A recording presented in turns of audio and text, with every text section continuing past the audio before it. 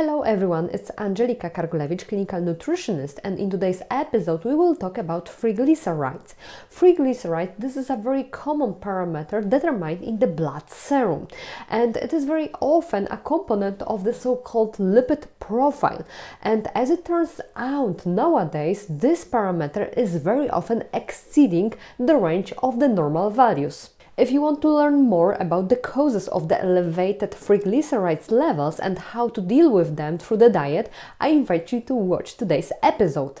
It is also worth to mention that the elevated triglycerides levels very often coexist with the low high-density lipoproteins, so-called good cholesterol, and also with the presence of the so-called abnormal low-density lipoprotein particles. And why are high triglycerides a problem? Because this is a risk factor for cardiovascular disease development and also a trigger for a very serious illness, acute pancreatitis, which is a life and health risk. And why is that hypertriglyceridemia contributes to the development of acute pancreatitis? It is possible that the metabolism of the large amounts of the triglycerides to free fatty acids by pancreatic lipase causes the pancreatic damage and also organ ischemia. And what is the source of the problem of the elevated triglycerides levels? Very often metabolic disorders and diseases, for example type 2 diabetes. And the studies show that nearly half of the people who suffer from type 2 diabetes experience also elevated triglycerides levels, both fasting and also after the meal. The main problem today is the imbalance between body energy demand and also expenditure, which consequently leads to the development of the obesity, especially in the form of the visceral obesity and also tissue insulin resistance. And a consequence of this is the development of the so-called metabolic syndrome with a concomitant dyslipidemia, the manifestation of which is hypertriglyceridemia, discussed in today's episode. In addition to genetic causes, other secondary causes are also distinguished, like excessive alcohol consumption, but also untreated diabetes and other endocrine disorders, but also kidney, liver disorders and also autoimmune disorders.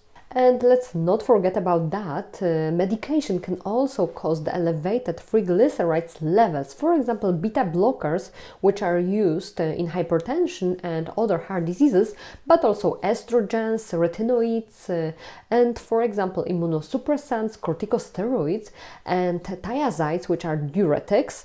And let's not forget about this, that the physiological state like pregnancy can also predispose to elevated triglycerides levels. And what are the desired levels of the triglycerides in many countries? So when it comes to the state of fasting, it should be less than 150 milligrams per deciliter, and after a meal less than 175 milligrams per deciliter. And let's not forget about proper preparation for the testing. So this testing should be done after 12 hours overnight fast, and don't forget not to consume alcohol within 24 hours before this testing. So the question is how to deal with elevated triglycerides levels. First of all, avoid alcohol in all forms. And second of all, very important here is to increase the level of physical activity. In overweight and obese people, a low energy diet but with a moderate caloric deficit, which leads to a gradual weight reduction, will be advisable and will help to maintain triglycerides in a normal level. Another suggestion is to reduce total carbohydrates, but mainly simple carbohydrates with a particular focus on fructose, because the studies have shown that fructose supply has a much greater effect on increasing blood triglycerides than sucrose and glucose. Fructose is a lipogenic component that causes ectopic, which means in organs, fat accumulation, particularly in the liver.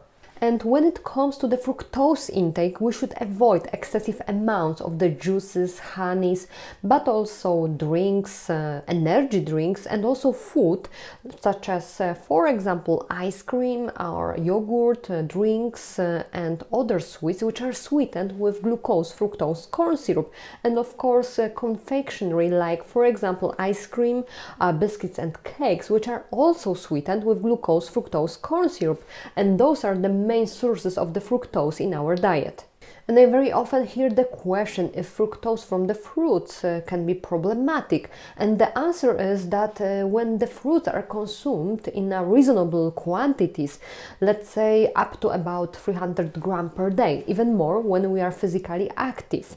So in that kind of quantities, they do not have a negative effect on our triglycerides levels. And it is worth to mention that simultaneously they provide very beneficial ingredients like dietary fiber or antioxidants, so it is advisable to keep going and eat fruits in our diet. It is also worth to mention that by replacing simple carbohydrates in the diet by fat, the triglycerides level can be normalized. But note that if someone is suffering from a special condition with a severe hypertriglyceridemia and so-called chylomicronemia, the fat supply should also be limited, not more than 30 grams per day.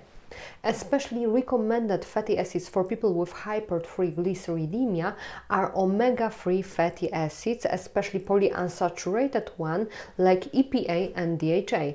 And the daily recommendation for the intake of EPA and DHA in healthy persons is around 250 milligrams per day. But people who suffer from hypertriglyceridemia, they should intake even more. For example, for people with the triglycerides levels higher than 500 milligrams per deciliter, the recommendation is even 4 grams per day.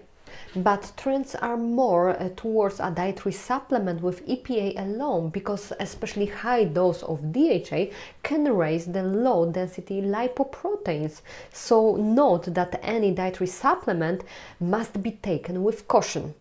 Another beneficial fatty acid in people with hypertriglyceridemia is alpha-linolenic acid, which has antiarrhythmic effect and also reduces the risk of death from coronary heart disease. And the recommended intake of alpha-linolenic acid is around 2 to 3 grams per day. And the current intake, for example, in United States is only 1.8 gram in men and only 1.4 gram in women. And a source of 2 to 3 grams of alpha-linolenic acid is, for example, one serving of the walnuts. It is around 28 grams of these nuts. Or, for example, 1 teaspoon of the flaxseed oil. It is around 6 grams of this oil. And another interesting fatty acid is stearidonic acid. And interestingly, the conversion rate from stearidonic acid to EPA is even much more efficient than those from the alpha-linolenic acid. And a very rich source of stearidonic acid is hemp oil. And there's a time for some trivia. So, first of all, cinnamon can be very beneficial for people with elevated triglycerides. Why? Because a teaspoon of cassia cinnamon extract per day for 18 weeks can reduce triglycerides by an average of 30 milligrams per deciliter. Another beneficial ingredients for people with hypertriglyceridemia are spices. But why? Because the consumption of the meal with a mixture of the following spices like pepper, cinnamon, cloves, but also ginger, garlic, paprika, oregano, rosemary and turmeric reduces the postprandial concentration of the triglycerides by 31%. Similar benefits show flavonoids contained in dark cocoa, dark chocolate and hazelnuts. Promising effects may have also inulin, which is a prebiotic of a fructan type. And for example, eating Jerusalem artichoke rich in inulin may have a triglycerides lowering effect. And another food products rich in inulin are onions, leeks, chicory and also bananas. And let's remember that the main goal here is also to reduce oxidative stress, and we can obtain this partially by the antioxidants which are found in a natural diet.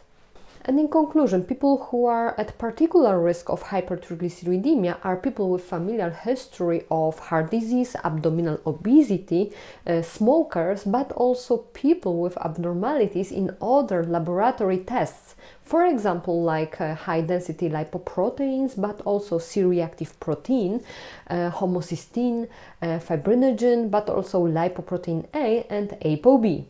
At risk are also people with medical conditions like hypertension, but also with type 2 diabetes and chronic kidney disease. And let's not forget about the testing, which is advisable for everyone, but especially for men older than 40 years old and for women older than 50 years old. Thank you for watching my video. If you like it, please leave the thumb up and don't forget to subscribe my channel. See you soon in the next episode.